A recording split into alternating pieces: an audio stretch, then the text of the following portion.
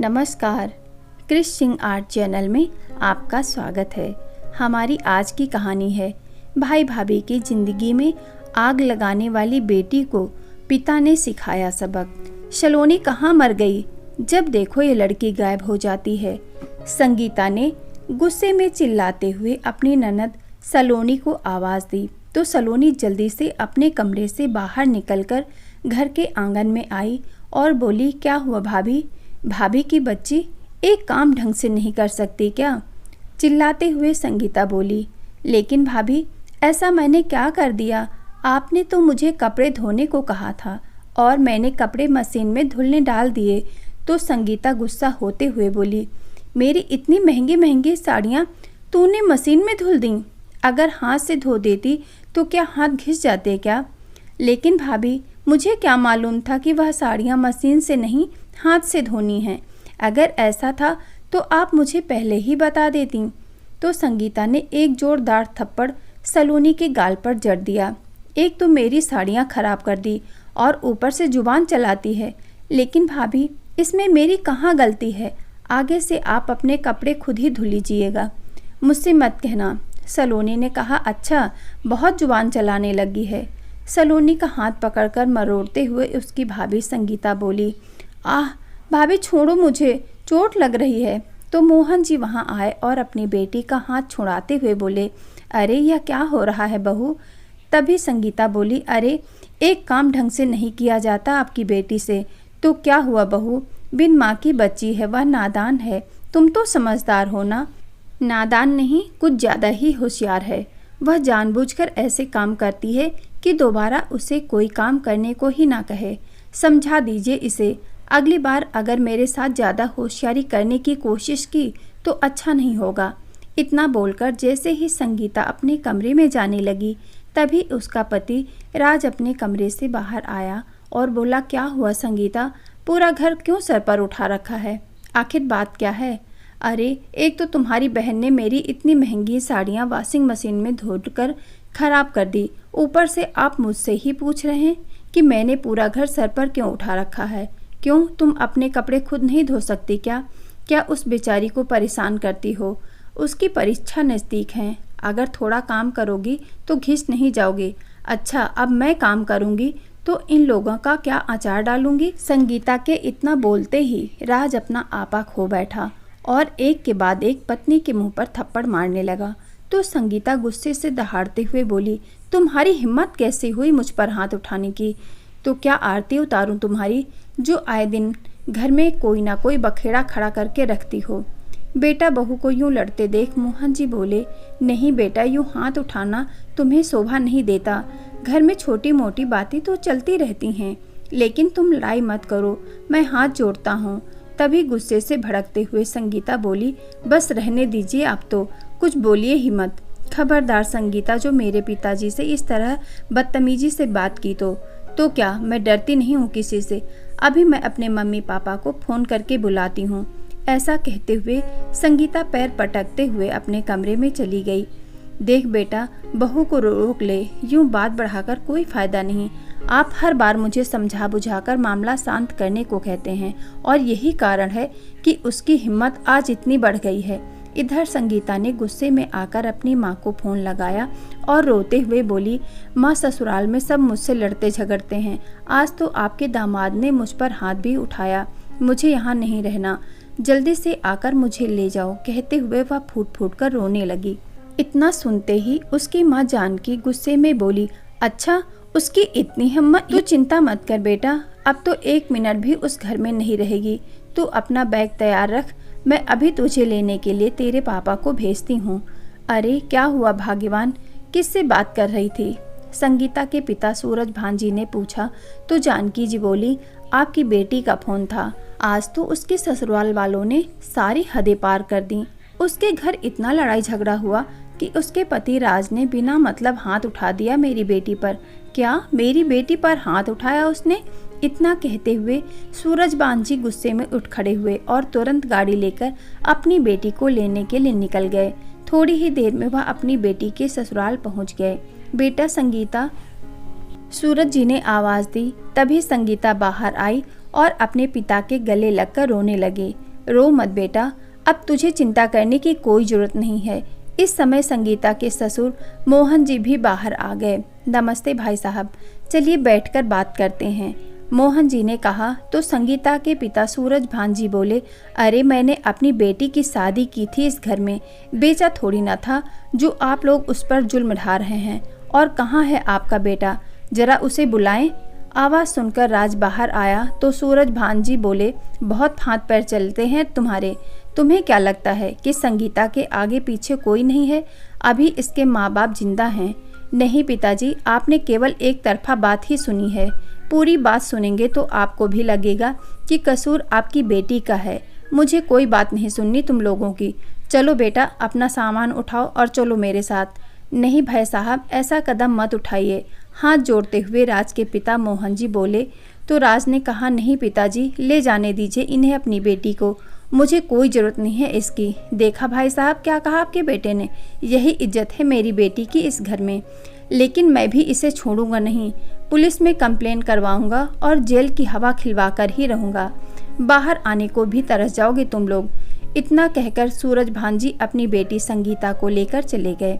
उधर संगीता के मायके में जब यह बात उसके भाई भाभी को पता चली तो वह यह सुनकर हैरान रह गए।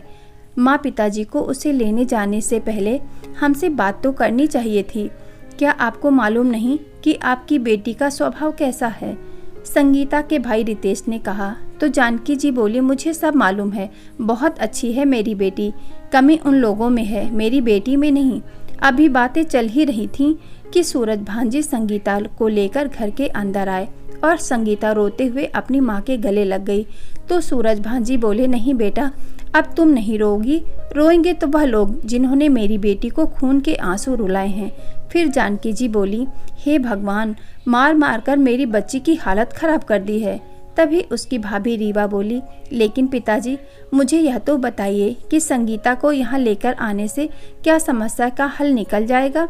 अपनी बहू की बात सुनते ही जानकी जी गुस्से में बोली, समस्या का हल कैसे निकालना है वह हम जानते हैं। मेरी बेटी बेचारी भूखी प्यासी आई है, उसके लिए खाने का इंतजाम करो। उनकी बात सुनकर रीवा चुपचाप वहाँ से चली गई। तभी संगीता बोली, भाभी तो कुछ ज़्यादा ही बोलती हैं। अरे तू चिंता मत कर बेटा, अभी तेरे माँ बाप जिंदा हैं। हम जानते हैं कि हमारी बेटी का कोई कसूर नहीं, फिर किसी के बोलने से क्या फ़र्क पड़ता है। अपने बेटे रितेश को देखते हुए बोली। तो रितेश बोला, लेकिन पिताजी, कोई भी कदम उठाने से पहले आपको दोनों तरफ की बात सुननी चाहिए। बेटा, मुझे मालूम है कि तुझे तेरी बहन खटक रही है, इसलिए तू ऐसी बातें कर रहा है। वह भले ही तुझे बोझ लगती हो, लेकिन मेरे लिए वह बोझ नहीं है। बड़े आराम से मैं अपनी बेटी को बिठाकर खिला सकता हूँ। सूरज भांजी ने कहा तो उनका बेटा वहाँ से उठकर चला गया। देखा पिताजी, किस तरह से मुंह फुलाकर गया है मेरा अपना भाई, संगीता ने कहा। फिर जानकी जी बोली, तू वह सब छोड़ बेटा, मुझे तो बस इतना पता है कि तेरे बिना 4 दिनों में ही उन लोगों के होश ठिकाने आ जाएंगे। सास तो है नहीं तेरी, और ननद है जो कि किसी काम को हाथ नहीं लगाती। कौन करेगा उनके घर का काम? अरे होश तो मैं उनके ठिकाने लगाऊंगा। सबसे पहले तो मैं बिचौलिए से बात करता हूँ और उसके साथ मिलकर पुलिस में ऐसी शिकायत लिखवाऊंगा कि रोते गिड़गिड़ाते तेरे पैरों में आकर गिरेंगे वह सब। और बेटा, तुझे परेशान होने की कोई ज़रूरत नहीं है। तू कमरे में जा, एसी चलाकर आराम कर। पिता के कहने पर संगीता कमरे में आराम करने चली गई। शाम के समय जब संगीता अकेली बैठी थी तो उसकी भाभी रीवा उसके पास आकर बैठ गई और समझाने लगी, संगीता, तुम्हें क्या लगता है इस तरह पापा के साथ यहाँ आकर? क्या तुमने अच्छा किया? अच्छा, यहाँ न आती तो और क्या करती? वहाँ बैठी मार खाती रहती।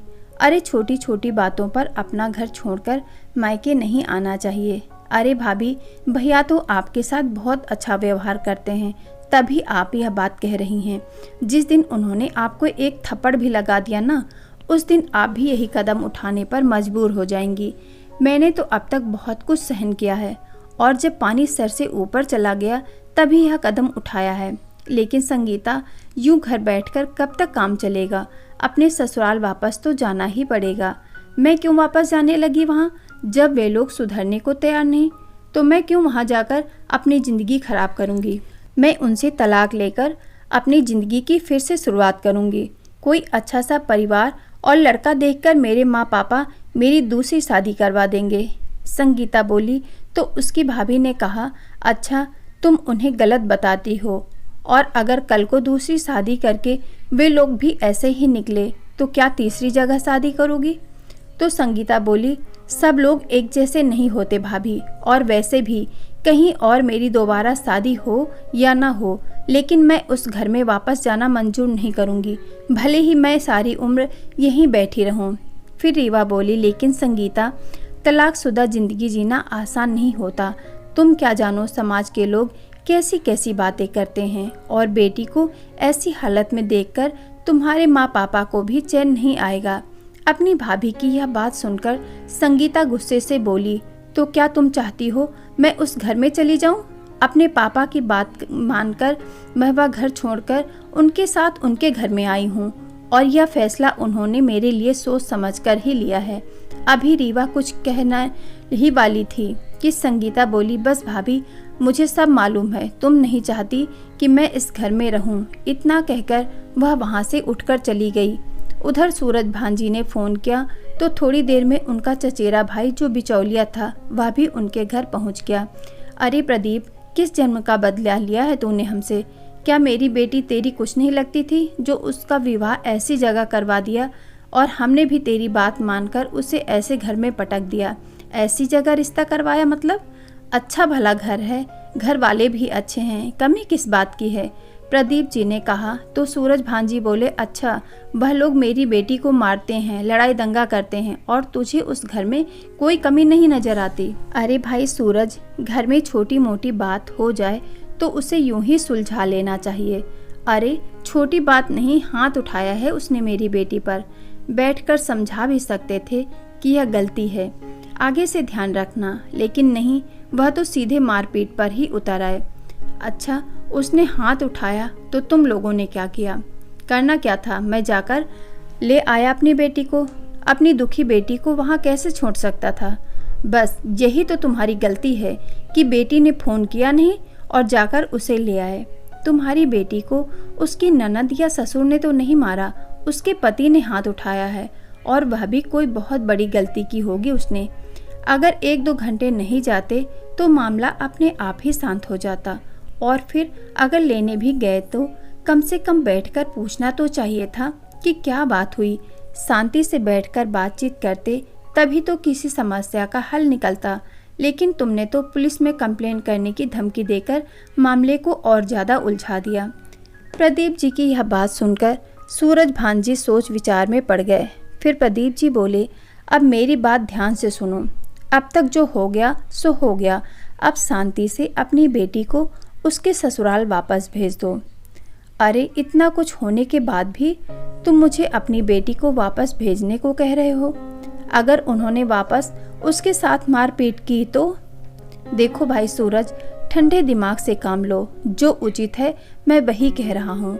मैंने मोहन जी से भी बात की है, अब कोई ऐसी बात नहीं होगी। ठीक है प्रदीप, तुम्हारे कहने पर मैं संगीता को वापस भेज देता हूँ, लेकिन अगर दोबारा कोई ऐसी बात हुई तो मैं तुम्हारी भी नहीं सुनूंगा। प्रदीप जी के बार बार कहने पर सूरज जी अपनी बेटी को ससुराल वापस भेजने को तैयार हो गए, और अगले दिन प्रदीप जी के साथ उसके ससुराल भेज दिया। अरे चाचा, आप यहाँ कैसे? प्रदीप जी को अपने घर में देखकर राज बोला। तो प्रदीप जी ने कहा, बस बेटा, तुम्हारी अमानत तुम्हें सौंपने आया हूँ। इस समय संगीता घर के अंदर आई तो उसे देखते ही राज बोला, नहीं चाचा, अब इस घर में नहीं रह सकती, जहाँ से लाए हैं वहीं वापस ले जाइए। तभी मोहन जी बाहर आए और बोले, अरे बेटा, यह तो कैसी बातें कर रहा है? बहू वापस आ गई है तो तुम शांति से अपना घर बसाओ। नहीं पिताजी, आपको मालूम है ना कि संगीता के पापा ने हमें क्या कहा था? अरे बेटा, गुस्से में इंसान क्या कुछ नहीं कहता। अब सारी बातों को भूलकर नए सिरे से जिंदगी शुरू करो। मोहन जी ने कहा तो राज बोला, ठीक है, लेकिन इसे समझा दीजिएगा कि अगर यहाँ रहना है तो काम खुद ही करना पड़ेगा। मेरी बहन इसके हाथ में खाने की थाली नहीं देगी। प्रदीप जी बोले, अरे यह भी कोई बात हुई? उसका खुद का घर है तो काम क्यों नहीं करेगी? मोहन जी बोले, अरे ननद भाभी मिलकर काम कर लेंगी, कोई परेशानी नहीं होगी, बेटी तुम अंदर जाओ। किसी तरह मोहन जी ने बात संभाली और अपनी बेटी को आवाज देते हुए 2 कप चाय बनाने को कहा। अरे नहीं, अब मैं चलता हूँ, बच्चों का ख्याल रखिएगा, कहते हुए प्रदीप जी वहाँ से चले गए। आज संगीता को अपने ससुराल आए हुए 2 दिन बीत चुके थे। सुबह के समय मोहन जी ने संगीता को आवाज देते हुए कहा, अरे संगीता बेटी, जल्दी से मेरे लिए नाश्ता बना दो, आज मुझे खेत में जल्दी जाना है।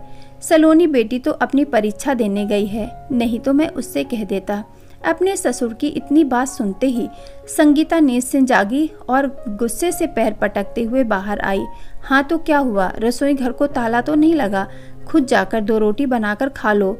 मैं यहाँ किसी की नौकरानी नहीं हूँ जिसने जब ऑर्डर दिया और काम करवा लिया। अरे बेटी, इसमें नौकरानी वाली कौन सी बात हो गई? 2 रोटियां ही तो बनानी हैं, 2 रोटियां हो या 4, मुझसे नहीं बनाई जाती। जिससे खानी हो खुद जाकर बना ले, चिल्लाते हुए संगीता ने कहा। तो राज आवाज़ सुनकर बाहर आया। क्या हुआ पिताजी, आज फिर कोई बात हो गई क्या? अरे बेटा, मैं तो सिर्फ 2 रोटी बनाने को कहा था बहू से। तो फिर? राज ने पूछा। तो संगीता चिल्लाई, फिर क्या, मैं किसी की नौकरानी नहीं हूँ जो इशारों पर नाचती फिरूं। जिसे खाना है खुद जाकर बना ले। संगीता के इतना कहते ही राज ने उसके गाल पर जोरदार थप्पड़ मारा। अरे बेटा, उसे मारता क्यों है? यूं लड़ाई झगड़ा करके अपना घर क्यों बिगाड़ते हो? मोहन जी अपने बेटे को रोकने की कोशिश कर रहे थे तो उल्टा संगीता उन पर ही भड़क पड़ी। अरे घर तो मेरा तुम लोगों ने बिगाड़ रखा है। इस लड़ाई झगड़े की जड़ सिर्फ और सिर्फ तुम बाप बेटी ही हो। संगीता की इतनी बात सुनते ही राज ने गुस्से में आकर उसे एक और थप्पड़ जड़ दिया।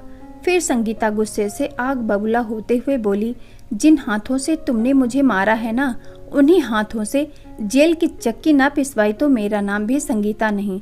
इतना कहते हुए संगीता अपना बैग पैक किया और वापस अपने मायके चली गई। उधर उसके मायके में उसकी भाभी रीवा सबके लिए गर्मा गर्म पराठे बनाकर सबको खिला रही थी और परिवार के सभी लोग उसके बनाए खाने की तारीफ कर रहे थे। तभी अचानक अपने सामने संगीता को देखकर सभी हैरान रह गए। क्या हुआ बेटा, कैसे आई? सूरज भान ने पूछा। तो संगीता रोते हुए बोली, अब मैं उस घर में दोबारा कभी नहीं जाऊंगी। लेकिन बात क्या हुई? कोई लड़ाई झगड़ा हुआ क्या? लड़ाई झगड़ा नहीं, उसने तो आज फिर मुझे मारा। सारा दिन घर में काम करके रात को थक कर सोती हूँ। अब अगर सुबह थोड़ी ज़्यादा देर तक सो गई तो इसमें भी उन लोगों को परेशानी है। सुबह सुबह आवाज़ देनी शुरू कर दी कि नाश्ता बनाओ। अब क्या मैं उन लोगों के घर की नौकरानी हूँ? यह बात सुनकर उसकी भाभी रीवा बोली, अरे इतनी छोटी सी बात पर तुम यहाँ चली आई? 2 रोटी ही तो बनानी थी, बना देती। तुम तो रहने ही दो बहू, रसोई में जाकर खाना बना। बेटी तो यहाँ सोफे पर बैठ। तेरे पापा ने तो बहुत बड़ी गलती कर दी जो प्रदीप जी के कहने पर तुझे वापस भेज दिया, जानकी जी ने कहा। तो संगीता रोते हुए बोली, माँ मुझे तो लगता है कि मैं ही पागल हूँ जो बार बार मुँह उठाकर यहाँ चली आती हूँ। यहाँ किसी को तो मेरी कोई फिक्र ही नहीं है। नहीं बेटा, यह तो कैसी बातें कर रही है? सूरज भांजी उसके आंसू पोंछते हुए बोले। तो संगीता बोली, आपको क्या पता सारा दिन मैं घर का कितना काम करती हूँ, यह सोचकर कि किसी तरह मेरा घर बस जाए। लेकिन वह लोग तो घर बसाना ही नहीं चाहते। नहीं बेटी, कोई जरूरत नहीं है किसी काम को हाथ लगाने की। बेटी है तू मेरी, किसी के घर की नौकरानी नहीं जो सारी उम्र उनकी गुलामी करती रहेगी, जानकी जी ने कहा। तो संगीता बोली, बस अब मैं कुछ नहीं जानती, मैं तो उन पर केस करके ही दम लूँगी। अब मैं किसी के कहने पर भी वहाँ नहीं जाने वाली। वह लोग तो हर बार यही सोचेंगे ना कि पहले तो आकर सीना चौड़ा करके अपनी बेटी को ले जाते हैं और उसके बाद खुद ही उसे वापस छोड़ने आ जाते हैं। इस तरह तो सारी उम्र मुझ पर अपना हुक्म चलाते रहेंगे। ना बेटा, तू चिंता मत कर, अब वही होगा जो तू चाहेगी, सूरज भांजी ने कहा। बस पापा, आप हमेशा यही कहते हो लेकिन फिर से मुझे उस नरक में भेज देते हो। नहीं बेटा, तू यह कैसी बात कर रही है? इस बार तो मैं उन लोगों को छोड़ूंगा नहीं, सूरज भांजी गुस्से में बोले। तो जानकी जी ने कहा, मैं तो कहती हूँ कोर्ट केस करो, उन लोगों के खिलाफ और ऐसी धाराएं लगाओ कि वह जेल में ही सड़ते रहें। फिर सूरज भांजी संगीता से पूछने लगे, बेटा तूने तो अपना मन बना लिया है ना? कहीं ऐसा ना हो कि कोर्ट केस करके तू अपने फैसले से पीछे हट जाए। नहीं पापा, मैं क्यों पीछे हटने लगी, मैं तो खुद उन लोगों से दुखी हूँ। जितनी जल्दी हो सके मुझे तो उन लोगों से छुटकारा चाहिए बस। तो ठीक है बेटा, मैं आज ही वकील से बात करके आता हूँ। इतना कहकर सूरज जी वहाँ से उठकर चले गए। तो संगीता बोली, माँ बड़ी भूख लगी है, भाभी अभी तक खाना लेकर क्यों नहीं आई? रीवा बहू, खाना नहीं बना क्या अभी तक? बना भी रही हो या रसोई में जाकर सो गई?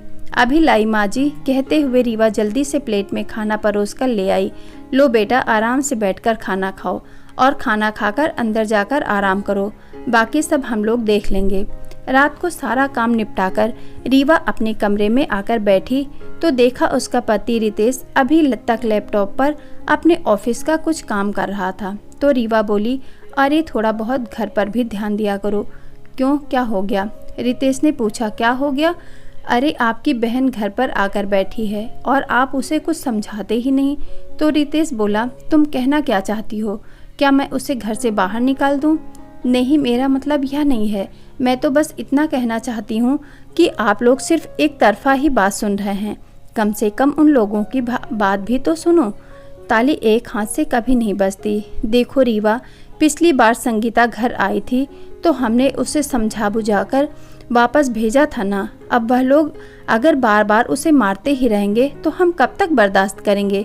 रितेश ने कहा। तो रीवा उसे समझाते हुए बोली, मैं तो केवल इतना कहना चाहती हूँ कि उसके पति राज को हम सभी अच्छी तरह जानते हैं।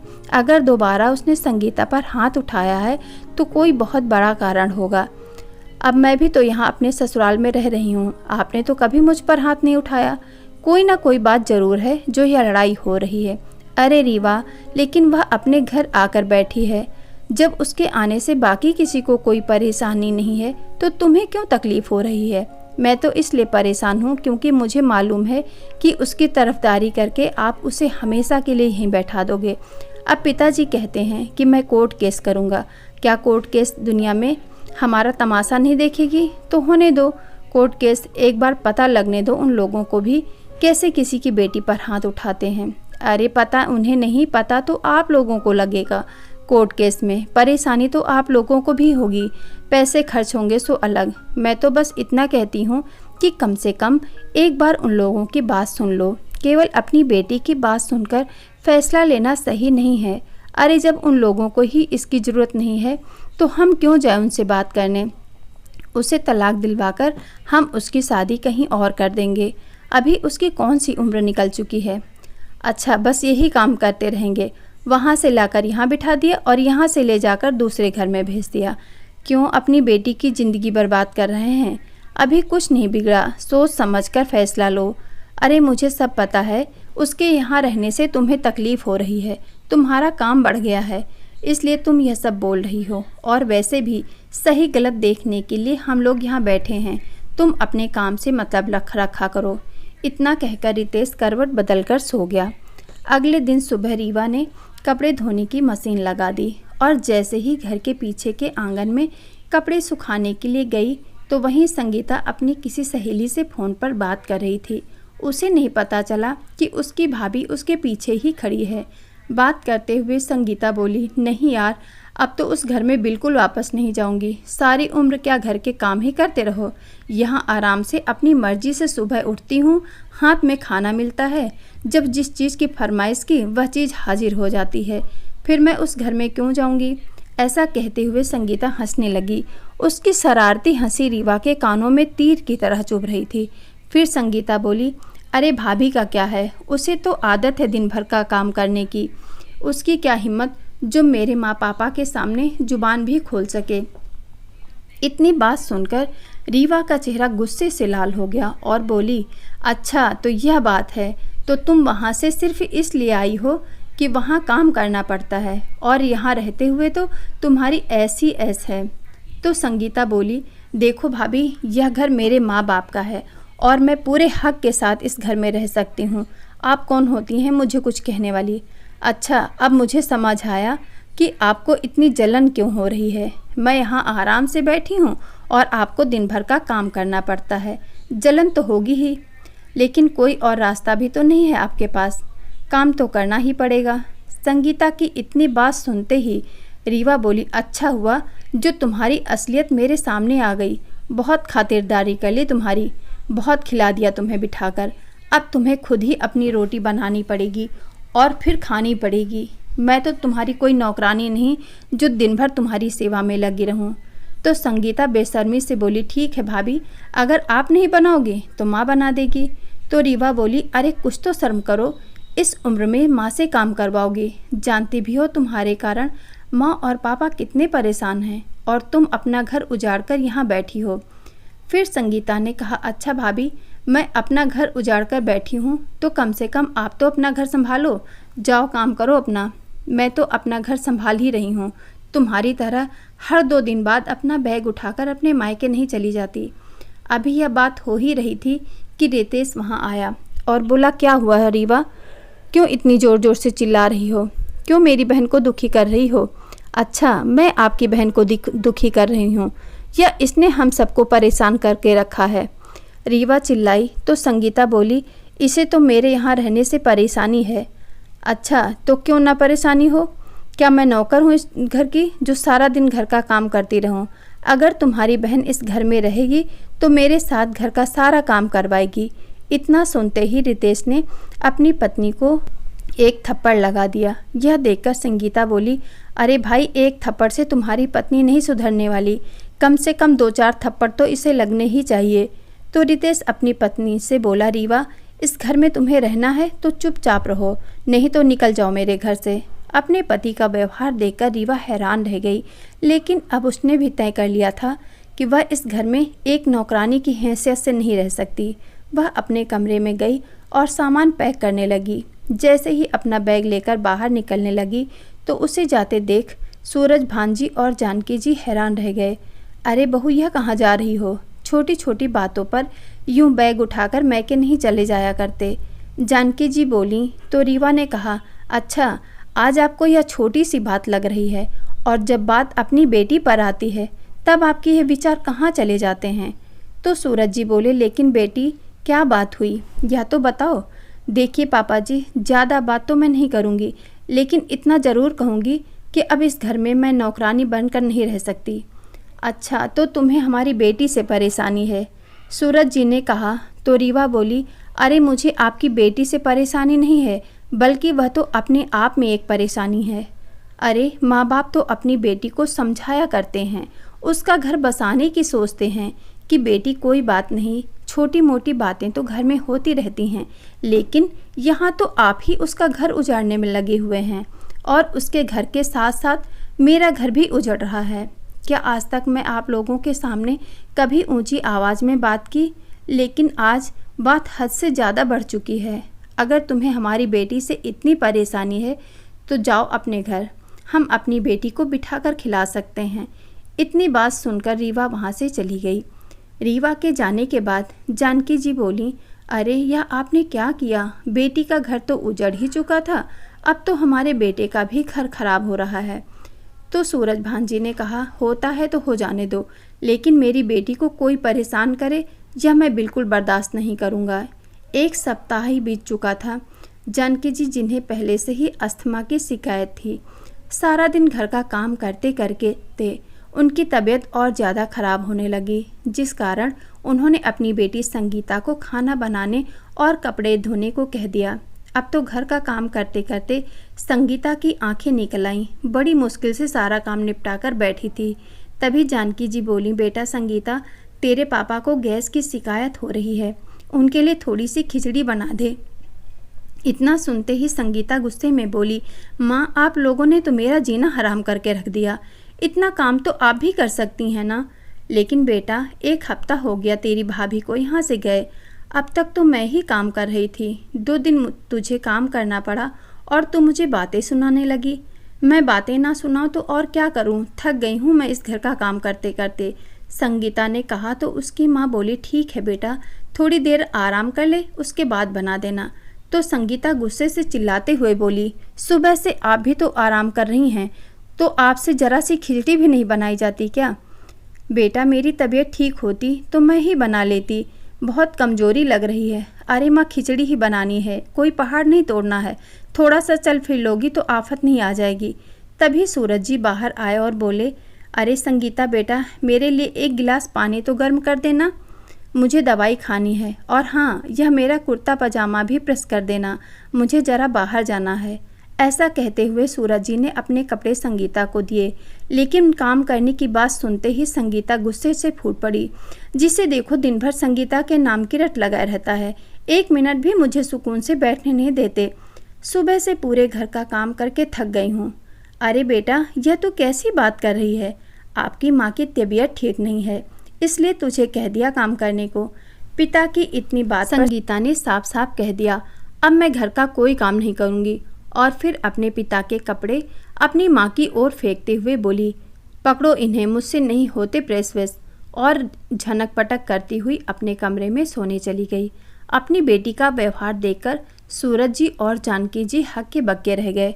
तुम्हारी बेटी का दिमाग खराब हो गया है क्या, जो इस तरह की बातें कर रही है? हमने तो आज तक कभी उससे ऊंची आवाज़ में बात तक नहीं की थी।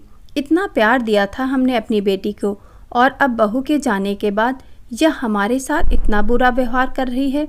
तो जानकी जी ने कहा, इसके कारण हमारी बहू भी नाराज़ होकर अपने मायके चली गई है। उसके माँ बाप को एक बार फ़ोन करके देख लेते हैं, क्या पता वह वापस आ जाए। तो सूरज भान जी बोले, समझ नहीं आता क्या करूं, इधर यह परेशानी है तो दूसरी ओर कोर्ट केस में वकील इतना पैसा मांग रहे हैं कि अब तो जेब भी खाली होने लगी है। कितने ही लोगों से सलाह ले चुका हूँ, सब ने यही कहा कि अपनी बेटी को समझा बुझाकर उसके ससुराल वापस भेज दो। न जाने किसकी नज़र लग गई है हमारे घर को। अच्छी भली हंसी खुशी से हम लोग रह रहे थे।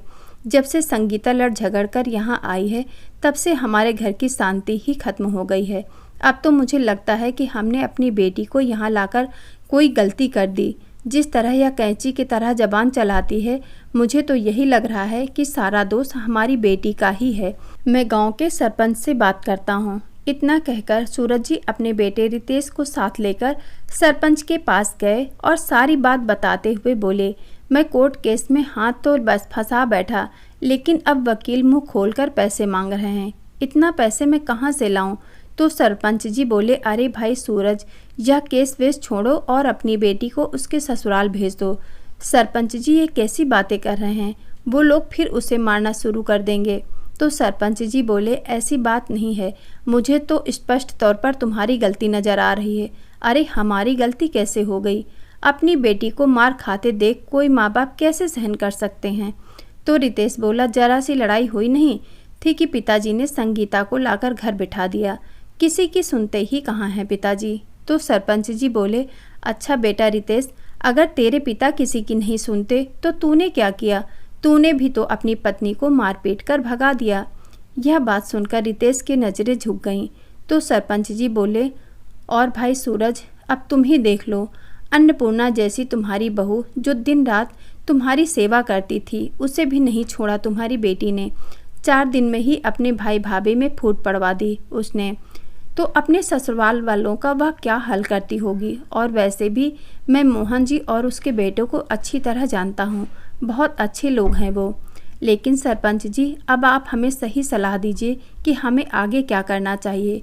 तो सरपंच जी बोले, मेरी तो यही राय है कि सबसे पहले तो अपनी बेटी को समझाओ कि उसे ससुराल में कैसे रहना चाहिए, क्योंकि सारी गलती उसकी है, और उसे अच्छी सीख देकर उसके ससुराल लेकर जाओ। जो सुनकर सूरज जी बोले, अरे लेकिन मैं उन लोगों से कैसे नज़रें मिलाऊंगा? अरे भाई सूरज, नज़रें तो मिलानी पड़ेंगी और उनसे माफ़ी भी मांगनी पड़ेगी। आखिरकार बेटी तुम्हारी है, और बेटी का घर बसाने और उजाड़ने में माँ बाप का ही सबसे बड़ा हाथ होता है। और हाँ, एक बात और, जाकर के अपनी बहू से भी माफ़ी मांगो और उसे सम्मान के साथ अपने घर वापस लेकर आओ। सरपंच से बात करके सूरज जी जैसे ही अपने घर में वापस आए तो जानकी जी पूछने लगी, क्या हुआ, क्या कहा सरपंच जी ने? वह सब मैं बाद में बताता हूँ, सबसे पहले मुझे एक ज़रूरी काम करना है। ऐसा कहते हुए सूरज संगीता के कमरे में गए और उसे खींचकर 2 थप्पड़ लगा दिए। तभी जानकी जी कमरे में आई और बोली, यह क्या किया आपने? अपनी बेटी पर ही हाथ उठा दिया। तो सूरज जी बोले, तुम पूछ रही थी ना सरपंच ने क्या कहा? सरपंच ने भी यही कहा है कि गलती तुम्हारी बेटी की है, जिसकी वजह से 2 घर उजड़ रहे हैं। और संगीता, मेरी एक बात कान खोलकर सुन लो, कल मैं तुझे तेरे ससुराल छोड़कर आऊँगा और उसके बाद अगर तुमने वहाँ ज़्यादा चूँ चपड़ की या किसी से बदतमीजी की तो अपनी हालत की जिम्मेदार तुम खुद होगी। और हाँ, घर का सारा काम तुम खुद करोगी। अगर मुझे वहाँ से कोई शिकायत मिली तो अच्छा नहीं होगा। कल तेरे जाने के बाद मैं अपने घर की लक्ष्मी को इस घर में वापस लेकर आऊँगा, जिसे तेरे कारण इतने दुख सहने पड़े। और हाँ, लड़ झगड़ कर यहाँ वापस आने के बारे में तो सोचना भी मत, नहीं तो मुझसे बुरा कोई नहीं होगा। प्लीज़ वीडियो को लाइक करें, शेयर करें और क्रिश सिंह आर्ट चैनल को सब्सक्राइब करें।